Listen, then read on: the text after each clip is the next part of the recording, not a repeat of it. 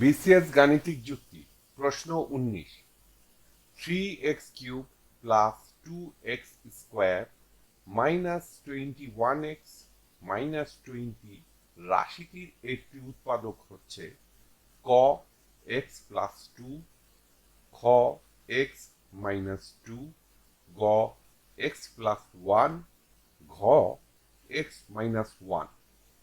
সূত্র 31তম বিসিএস। উত্তরটি চিন্তা করুন, একটু পর মিলিয়ে নিন। সঠিক উত্তর গ এক্স প্লাস 1। ব্যাখ্যা।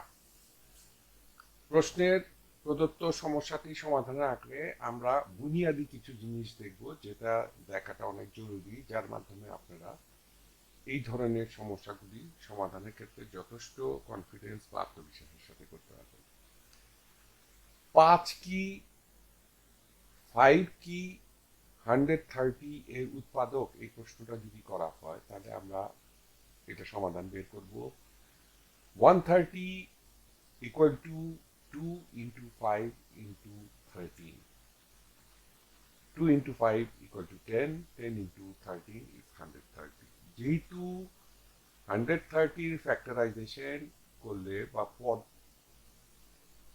মৌলিক পদে ভাঙলে আমরা দেখতে পাই 2, 5 এবং 13 পাই। 2, 5, 13 পাই এবং তার মধ্যে 5 আছে, এর জন্য 5 একটি উৎপাদক।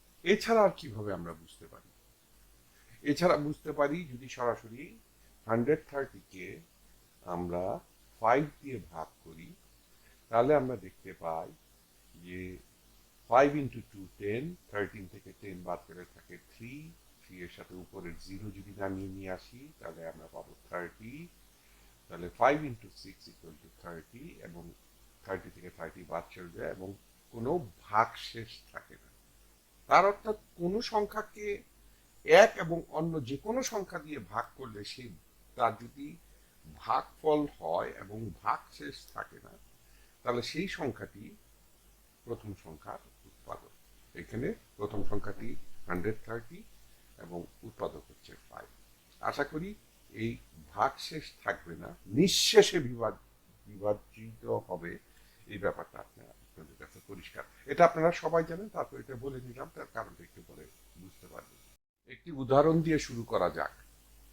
যদি a মাইনাস 2 কি a³ মাইনাস a² এর উৎপাদক, এই প্রশ্নটা করা হয়, তাহলে তার উত্তর কি পাবো আমরা এইখানে একইভাবে প্রথমে a³ minus a² K a minus 2 দিয়ে ভাগ দিব এবং ভাগ দেওয়ার পুরো প্রক্রিয়াটি এখানে দেওয়া আছে। সেক্ষেত্রে আপনারা দেখতে পাচ্ছেন যে ভাগশেষ হচ্ছে 4। তার অর্থ হলো গিয়ে a minus 2 a³ minus a² এর উৎপাদক নয়, কারণ নিঃশেষে বিভাজিত হচ্ছে না, ভাগশেষ থেকে যাচ্ছে।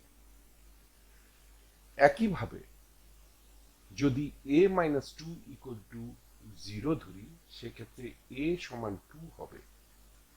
এই a সমান 2 যদি হয়, সেক্ষেত্রে a যদি a³ মাইনাস a² এর ফাংশন হয়, অর্থাৎ a function of a equal to a³ minus a² হয়, তাহলে আমরা লিখতে পারি function of 2 equal to 2³ minus 2² equal to 2³ সমান 8, 2² হচ্ছে 4, তাহলে 8 মাইনাস 4 ইকুয়াল টু আমরা দেখতে পাই মান আসতেছে 4। এবং এখানে খুবই ভালোভাবে পরিষ্কারভাবে দেখতে পাচ্ছেন যে আমরা সরাসরি ভাগ করেছিলাম, সেখানেও অবশিষ্ট রয়েছে 4। আবার ফাংশনের ক্ষেত্রেও আমরা মানটি পাচ্ছি 4 বা 4। এর অর্থ এই দাঁড়ায়, অর্থাৎ যদি ভাগশেষ না থাকতো বা ফাংশন 2 এর মান 0 হয়, তাহলে উৎপাদক বলা যেত কাকে? a মাইনাস 2 কে। কার উৎপাদক বলা যেত? a³ minus a²। সুতরাং দোনো ক্ষেত্রেই আমাদের এটা প্রমাণ করলাম যে অবশেষ শিষ্ট যদি থাকে ভাগের পরে, তাহলে সেই ক্ষেত্রে যে সংখ্যা দিয়ে ভাগ করব সেটা উৎপাদক নয়। আবার ফাংশনেও যদি 0 না হয়ে কোনো সংখ্যা থাকে, মান থাকে, তাহলেও সেটা উৎপাদক নয়। এই যে ভাগের প্রক্রিয়ার থেকে ফাংশন প্রক্রিয়ায় কিভাবে একই সিদ্ধান্তে আসতে হয় সেইটা দেখানোর জন্যই আমি এই চেষ্টাটা করেছি, যাতে আপনাদের কাছে পরিষ্কার হয়। আমরা অলরেডি দেখে নিয়েছি যে ভাগশেষ ৪ হয়েছিল আগে, সুতরাং a-2 a³ - a² ফাংশন নয়। যদি মাফ করবেন, উৎপাদক নয়। a-2 a³ - a² ফাংশন হতো যদি এখানে মান 0 হতে হবে, ৪-এর জায়গায় মান 0 হতে হবে। চলুন এবার মূল সমস্যায় ফিরে আসা যাক। 3x³ + 2x² - 21x - 20। এখানে যদি x কে যদি সমীকরণের ফাংশন হয়, তাহলে আমরা লিখতে পারি fx = 3x³ + 2x² - 21x - 20। x সমান যদি 1 ধরি, তাহলে function of 1 = 3 1³ + 2 1³ - 21 into 1 - 20 equal to আমরা পাবো -36। কিন্তু আমরা কি বলেছি, এখানে 0 হতে হবে।